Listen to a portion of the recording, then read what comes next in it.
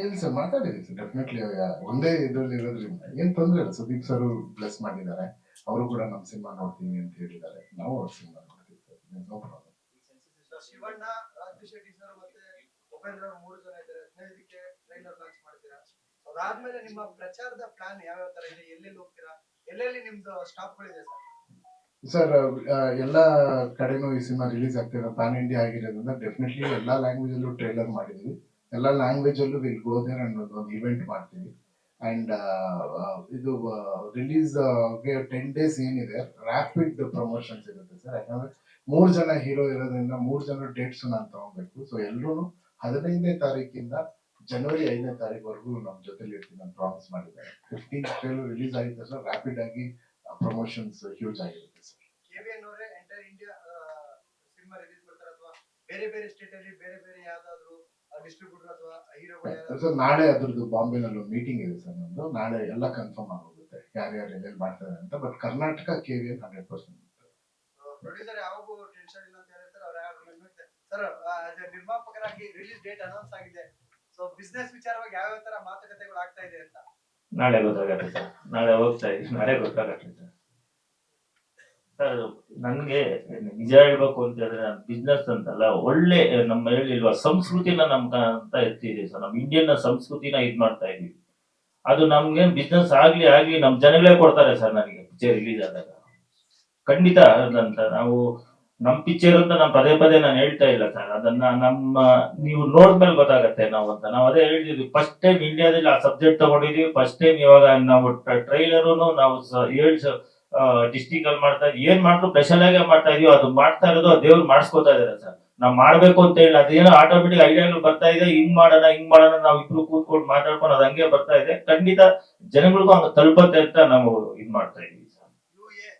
ಉಪೇಂದ್ರ ಆನಂದ್ ಇಬ್ರು ಸಿಗ್ತಾರೆ. ಸೆನ್ಸಾರ್ ಅಲ್ಲಿ ನಿಮ್ಗೆ ಯಾವ ಸಿಗ್ಬೋದು ಸರ್? ಈಗ ಆಲ್ರೆಡಿ ಸಿನಿಮಾ ನೋಡಿದ್ದಾರೆ ಸರ್. ಇನ್ನೊಂದು 3 ದಿವಸ ಮೇಲೆ ನಾವೇ ಅನೌನ್ಸ್ ಮಾಡ್ತೀವಿ ಸರ್ ಅವ್ರು ಸಿಕ್ಕಿದೆ ಅಂತ. ಯಾಕೆ ಸರ್ 3 ದಿವಸ? ನಾವು 3 ದಿವಸ ಬೇಕಂತ ಸರ್ಟಿಫಿಕೇಟ್ ಕೊಡಕ್ಕೆ ಸರ್. ಆ ಪರೀಕ್ಷೆ ಅಥವಾ ಆ ಟೈಮ್ ಎಲ್ಲ ನೋಡಿ ಸಿನಿಮಾ ನೋಡಾದ್ಮೇಲೆ ಅವ್ರನ್ನ ಎದುರಿಸೋದು ಇರುತ್ತೆ ಸರ್ ಆಫೀಸರ್.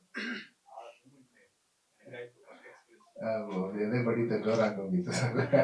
ನಾವು ಆಚೆ ಕೂತಿದ್ದಾಗ್ಲೇನೆ ಒಂದು 1.5 hour ಒಳಗಡೆ ತುಂಬಾ ಡಿಸ್ಕಷನ್ ಆಗ್ತಾ ಇತ್ತು ಸಿನಿಮಾ ಬಗ್ಗೆ. ಎವ್ರಿಥಿಂಗ್ ಅವ್ರು ಎಷ್ಟು ಡೀಟೇಲ್ ಆಗಿ ಮಾತಾಡ್ತಾ ಇದ್ರು ನಮ್ಗೆ ಬಹಳ ಹೆಮ್ಮೆ ಆಯ್ತು ಸರ್. ಸೊ ಎಲ್ಲಾ ವಿಚಾರಗಳನ್ನ ಸೆನ್ಸರ್ ಆಫೀಸರ್ಸ್ ಅಷ್ಟು ಡೀಟೇಲ್ ಆಗಿ ಮಾತಾಡ್ತಾ ಇದ್ರು. ಅಲ್ಲಿ ಒಂದು 5-10 ಜನ ಇದ್ರಲ್ಲ, ಎಲ್ಲರೂ ಅಷ್ಟು ತೂಕವಾಗಿ ಆ ಫಿಲ್ಮ್ ಎವ್ರಿ ಮೂಮೆಂಟ್ ನೋಡಿದ್ದಾರೆ, ಎಲ್ಲ ಕ್ಯಾರೆಕ್ಟರ್ಸ್ ನೋಡಿದ್ದಾರೆ. ಸುಮಾರು ವಿಷಯ ಮಾತಾಡಿದ್ರು. ನಮ್ಮ ಹತ್ರ ಒಂದು 1/2 hour ಮಾತಾಡೋದು. Censor went very positive sir. ಅಷ್ಟೇ ಹೇಳ್ಬೋದು, ಯಾಕಂದ್ರೆ ನನಗೆ ಅಷ್ಟೇ ಪರ್ಮಿಷನ್ ಇದೆ. ಇಲ್ಲ ಸರ್, ನೀವು ಹಂಗೆ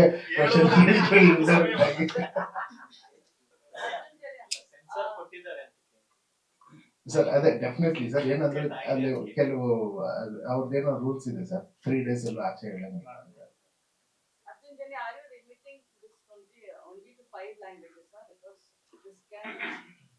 ಮೇಡಮ್ ಡೆಫಿನೆಟ್ಲಿ ನಾವು ಪ್ಲಾನ್ ಮಾಡಿದಾಗ ನಮ್ಮ ತಲೆಯಲ್ಲಿ ಇತ್ತು other languages like Chinese and Korean ಎಲ್ಲ.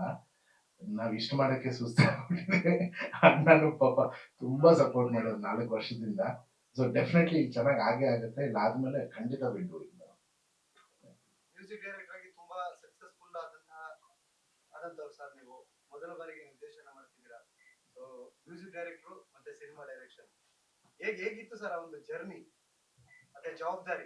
ಸರ್ ನಾನು ಈ 20 years ಆಯ್ತು ಮ್ಯೂಸಿಕ್ ಡೈರೆಕ್ಷನ್ ಮಾಡಿ.